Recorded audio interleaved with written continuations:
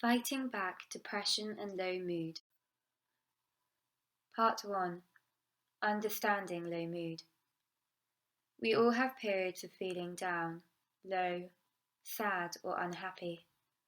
This is a normal part of everyday life, and often there is a reason why we feel like this. We may have fallen out with a friend, or be worried about someone who's ill. We may have been criticised or bullied, or been unable to do something that we enjoy. Many of these feelings don't last very long and will pass over time.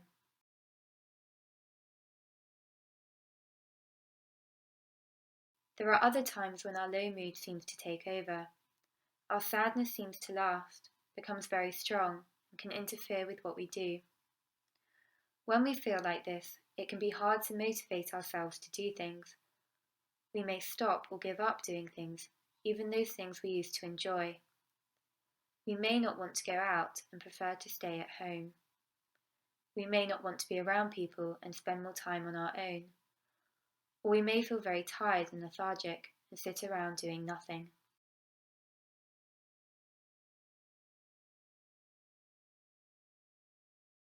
There are a number of signs of low mood that you might notice.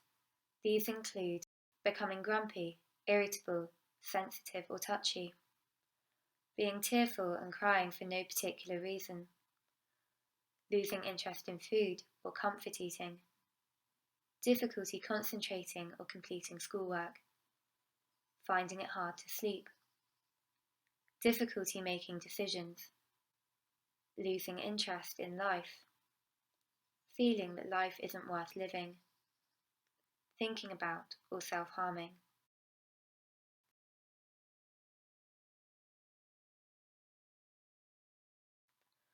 For some people, these feelings of sadness persist and last for several weeks. They become very strong and overpowering and interfere with everyday life. When this happens, people sometimes talk about feeling depressed.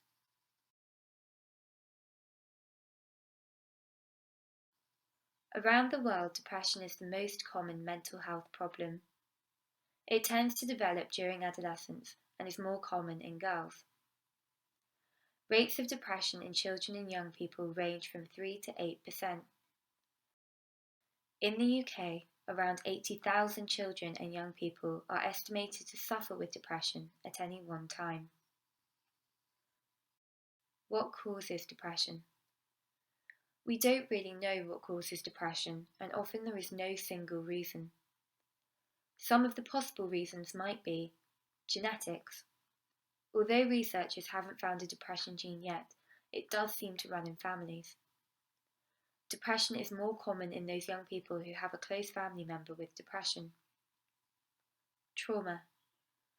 Experiencing a number of traumatic events, such as being bullied, abused, bereavement, or family conflict, can increase the risk of developing depression. Chemical imbalances. Researchers have found that some of the chemicals that send messages in our brains don't seem to work as well when people become depressed. Hormones. Because depression usually develops during adolescence, some researchers have wondered whether changes in the body's balance of hormones may be involved. Learned patterns of negative thinking. People who become depressed become trapped in negative ways of thinking. They learn these patterns over time and often feel hopeless about their future and unable to find solutions to everyday challenges. There are three main parts of depression. How we think. We end up stuck in negative and critical ways of thinking where we often expect to fail or for things to go wrong. How we feel. When we are depressed, we will notice a number of symptoms that might affect our concentration, appetite, and sleep. What we do. People often feel tired, find it hard to do things, and spend more time on their own. Let's have a look at each of these in a little more detail. How we think. Children who feel low and depressed are more likely to think negatively. They are more likely to blame themselves if things go wrong. For example, a young person who is struggling to understand some new schoolwork may think, "I can't understand this, I must be stupid." rather than perhaps recognizing that everyone's finding the work hard. Generalize problems or difficulties in one area to all parts of their life. For example, a young person who did not do very well in a maths test may find themselves thinking, I'm going to fail all my exams, and overlook how well they are doing with their other schoolwork. Believe that things cannot change or be different. For example, a young person who has had an argument with a friend may find themselves thinking, I will never have any friends, people don't like me, and not recognize that they do have other friends. These are the negative and critical ways of thinking that happen when we feel low.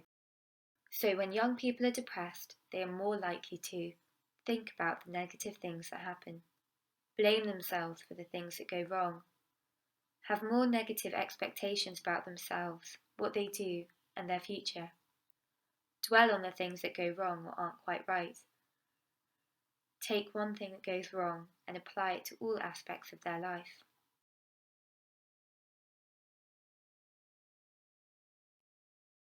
How we feel. As we have already seen, low mood and depression are associated with some changes in how we feel.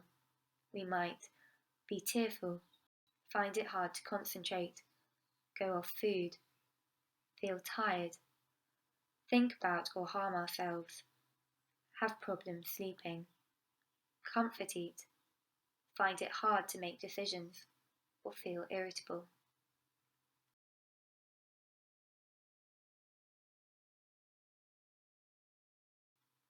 What we do. Low mood and depression also have a significant impact on what we do. We may stop doing things, even the things we used to enjoy. We may not want to be with people and spend more time on our own.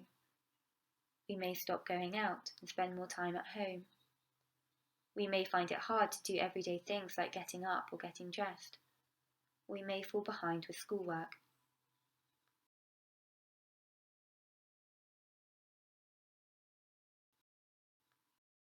The following diagram puts these different factors together and shows how we feel, how we think, and what we do can all interact. Take a moment now to look at this diagram further.